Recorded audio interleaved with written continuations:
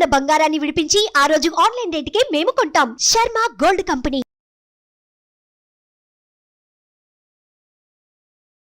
నమస్కారం, welcome to Suman TV.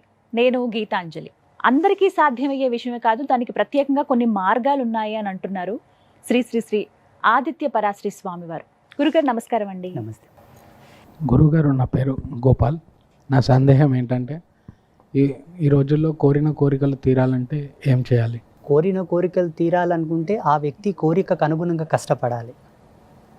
కోరిన కోరికలు భగవంతుడు తీర్చడానికి సంసిద్ధుడై ఉన్నా ధర్మమీమాంస సూత్రాన్ని భగవంతుడు కూడా చూస్తాడు. భగవంతునికి ఎప్పుడు కూడా పక్షపాతం ఉండదు. భగవంతుడు అతీతుడు అయినప్పటికీ ఈరోజు దేవాలయానికి వెళ్ళగానే ఫలానా ప్రదేశంలో ఒక దేవుడు కోరగానే అనుగ్రహిస్తున్నాడట అని ప్రచారం అయినెంబడినే తండోపతండాలుగా జనాలు వెళ్తూ ఉంటారు. అది వాళ్ళ భక్తి, వాళ్ళ విఘ్నత. కానీ కోరిన వరాలు దేవుడు ఇస్తాడు అన్నది కొంతవరకు ఆలోచించాల్సిన విషయమే. ఎందుకంటే నువ్వు వెళ్ళి నీ యోగక్షేమాలు కోరుతావు, నువ్వంటే పడని వాడు వెళ్ళి నీ నాశనం కోరుతాడు. నీకు వరం ఇయ్యమంటివే, వాడికి వరం ఇయ్యమంటివే. భగవంతుడు అందుకే మానవుని జ్ఞానంతో మన యొక్క ఉపకారం తిన్న పేయితోటి దేవుని జ్ఞానాన్ని జత చేయవలదు. భగవంతునికి ఒక క్లారిటీ ఉన్నది.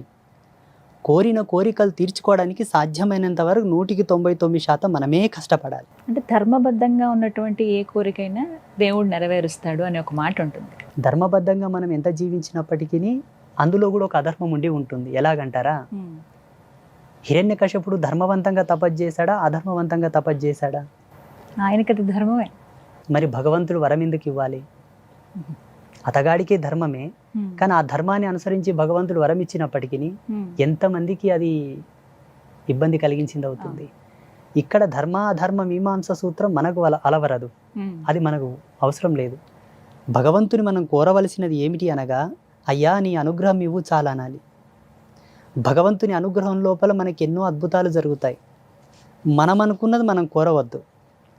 నా దగ్గరికి చాలామంది డాక్టర్స్ వస్తుంటారు, గురూజీ నేను ఒక పెద్ద హాస్పిటల్ కట్టాను, అది మంచిగా నడిచేటట్టుగా బ్లెస్ చేయండి అంటాడు. ఇప్పుడు వాస్తవంగా మేము మంచి తాపసులమైతే శుభం భవతు అంటాం. మా వాక్కు సత్యమై ఫలిస్తే ఆయన హాస్పిటల్ రోజుకో 1,00,000 మందితో జనరేట్ అవ్వాలి. ఆయన హాస్పిటల్ మంచిగా నడవాలంటే ఇంక అందరికీ రోగాలు రావాలి, కాళ్ళు ఇరగాలి, చేతులు ఇరగాలి, ఇంకేదో కావాలి. అశుభం జరగాలి. అర్థమవుతుందా? అందుకే కోరిన కోరికలు మనమే తీర్చుకోవాలి. భగవత్ కృప ఎక్కడికి వెళ్ళదు, భగవంతుని కృప ఉందని ఈరోజు మీరు 6 అమ్మగారు మనం కలిసి ఇక్కడ కూర్చున్నాం. నిన్ననే మనం ఎవరిలో ఒకరం ఇదైపోయింటే అయిపోయేదిగా. ఈశ్వర ప్రసన్నత ఉంది కాబట్టి ఇక్కడ కలిసాం మనం అందరం. నేనేమంటాను, చాలామంది భక్తులకు ఒకటే చెప్తున్నాను, పొద్దున లేచి పొద్దుముఖం చూస్తున్నామంటే అది గాడ్ గిఫ్ట్. మన చేతితో మనం తిని మనకు మనం మంచిగా ఫ్రెష్ అవుతున్నామంటే గాడ్ గిఫ్ట్. దేవుడు ఏదో వరాలు ఇస్తాడు అంటే డబ్బో, హోదానో, కారో, బంగ్లానో ఇస్తాడు అనుకోవడం అవివేకం. అది మనం నిర్మాణం చేసుకున్నది. ఇప్పుడు నిర్మాణం అయింది. ఈ జనరేషన్లో ఒక బెంజ్ కారు, ఒక మంచి ఫోన్, ఒక డ్రెస్సు, ఇటువంటివి ఇప్పుడు. కానీ భూమి పుట్టినప్పటి నుంచే దేవుని పూజలు ఉన్నాయి. అప్పుడు కార్లు లేవు కదా, అప్పుడు డబ్బులు లేవు కదా, మళ్ళీ అప్పుడు ఎందుకొరకు పూజలు చేశారు వాళ్ళు? ఋషుల కాలంలో కూడా పూజలు చేశారు కదా, వాళ్ళు ఎందుకు పూజలు చేశారు? ఇప్పుడు సోకాళ్ళు మన అవసరాలు ఎప్పుడు ఉన్నాయి, అప్పుడు ఎందుకు పూజలు చేశారంటే మానవుడికి భక్తి ఎంతో అవసరం. ఈ జన్మకు పరిపూర్ణతను ప్రసాదించేదే పూజ. శరీరానికి అలంకారాలు ఉన్నాయి, శరీరానికి పరివర్తనములు ఉన్నాయి. మంచి మేకప్ చేసుకోవచ్చు, ఇష్టం వచ్చినట్ల గడ్డం గీసుకోవచ్చు, హెయిర్ స్టైల్ చేసుకోవచ్చు, ఇష్టం వచ్చినట్ల అలంకారం చేసుకోవచ్చు. ఆత్మకు పరివర్తనం లేదు కదా. ఆత్మకు పరివర్తన చెందసే పూజ. టోటల్లీ సౌల్ పర్పస్ అనమాట పూజాస్ అని కూడా. ఇవి చేసే కోణంలో మన అవసరాలు కూడా తీరుతూ ఉంటాయి. దేవుళ్ళు అనుగ్రహిస్తారు, మన కష్టాలు తీరుస్తారు, మన కోరుకునేవి కూడా దక్కుతాయి. బట్ ఏంటంటే over expectation is not a right. అధిక మోతాదులో దాన్నే ఫోకస్ చేస్తూ పూజలు చేయడం వలన సైడ్ ఎఫెక్ట్ వస్తుంది, రియాక్ట్ అవుతుంది. ఇంకా అర్థమవుతుందా? సాధ్యమైనంత వరకు ప్రతి ఒక్కరూ కళలు కనండి, కళలను సాకారం చేసుకోవడానికి కష్టపడండి, భగవంతుని కూడా నమస్కారం చేయండి. దేవుడికే వదిలేసి అయ్యో తీర్చలేదని మళ్ళీ ఆ దేవుని నిందించడం ధర్మం కాదు. అలా చాలా వరకు చూస్తూ ఉంటాం ఉన్నాయి. ఇప్పుడున్నటువంటి భక్తి ప్రపంచంలో, ఇప్పుడున్నటువంటి భవసాగరంలో ఇది ఒక పెద్ద తలకాయ నొప్పిగా మారిపోయినది. పెద్ద పెద్ద దేవుళ్ళని నిందించడం మొదలు పెడుతున్నారు ఇప్పుడు. మొన్న ఒక అతడు తిరుమలకు వెళ్ళి వచ్చాడంట, మన పీఠానికి వచ్చాడు. నేను కాలినడకగా వెళ్ళొచ్చాను గురూజీ, మరి నాకు బిజినెస్ డెవలప్ అవ్వట్లేదు, ఏంటి అసలు ప్రాబ్లం ఏంటి, ఆ స్వామివారిలో ప్రాబ్లమా నా లోపల ప్రాబ్లమా అని అడుగుతున్నాను. అమ్మో. అంటే మనిషి యొక్క ఆలోచన ఎంత నెగిటివ్గా మారిపోతుంది అన్నది కూడా మనం ఆలోచన చేసుకోవాలి. ఇలా మారడానికి కారణం మాబోటి సాధువులు, ప్రవచనకర్తలు, మాబోటి గురువులు, సిద్ధాంతులు, పండితులు. వీళ్ళు వాళ్ళని అట్లా మోటివేట్ చేస్తున్నారు, వాళ్ళు అలా అట్రాక్ట్ అయిపోతున్నారు గాడ్తో. కానీ అది వాస్తవమైన పద్ధతి అంటే అక్కడికి వెళ్ళినప్పుడు కోరిక నెరవేరకపోతే దైవం శక్తివంతం కాదు అని అలా ఇంకా ఫిక్స్ అయిపోతారు. వాళ్ళకి ఏం తెలుసు అక్కడ.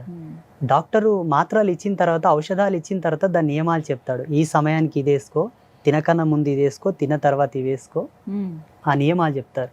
భగవంతుని క్షేత్రానికి వెళ్ళిన తర్వాత ఆయన ఎలా దర్శించుకోవాలి, దర్శించుకున్న తర్వాత వరం ఎలా వస్తుంది అన్నదాన్ని కూడా మనకు సంసిద్ధమైనటువంటి వివరణలు ఉన్నాయి శాస్త్రంలో. అది కొంత చెప్పి ఇది చెప్పగలగాలి మాలాంటి మాత్రం వెళ్ళి తిరిగి క్షేమంగా వచ్చాం, అదే ఆయన అనుగ్రహమేమో. ఎగ్జాక్ట్లీ, అలా అనుకోవాలి. 100%. ఈ జన్మ అమూల్యమైనది తల్లి. ఈ జన్మకు మనం ఏ వేళ కట్టలేము. ఇంతటి రంగురంగుల ప్రపంచంలో మనం ఉన్నాము, కుటుంబ ధర్మాలలో మనం కలిసి తిరుగుతున్నామంటే వాస్తవంగా అంటే నేను సన్యాసిని, మాకు ఏ ధర్మాలు లేవు, ఏ పాపకర్మలు లేవు, ఏమీ లేవు. ఒక రాజహంస ఎలాగో మేము అలాగే ఉంటాము. సో మీరందరూ చాలా అదృష్టవంతులు. అన్న, చెల్లెలు, అక్క, తమ్ముడు, తల్లి, కొడుకు, తండ్రి, ఈ భవబంధాలతో కలిసి తిరిగే వాళ్ళందరూ ధన్యులు అని చెప్తాను నా అనుభవం ప్రకారంగా. అది చాలు దేవుడు మనకిచ్చాడు. ఈ జన్మలో చాలా మందికి అన్నోళ్ళు లేరు, చెల్లెలు లేరు, అక్కలు లేరు, కన్నంక తల్లిదండ్రుల ముఖం కూడా చూసిన వాళ్ళు లేరు ఈ కాలంలో.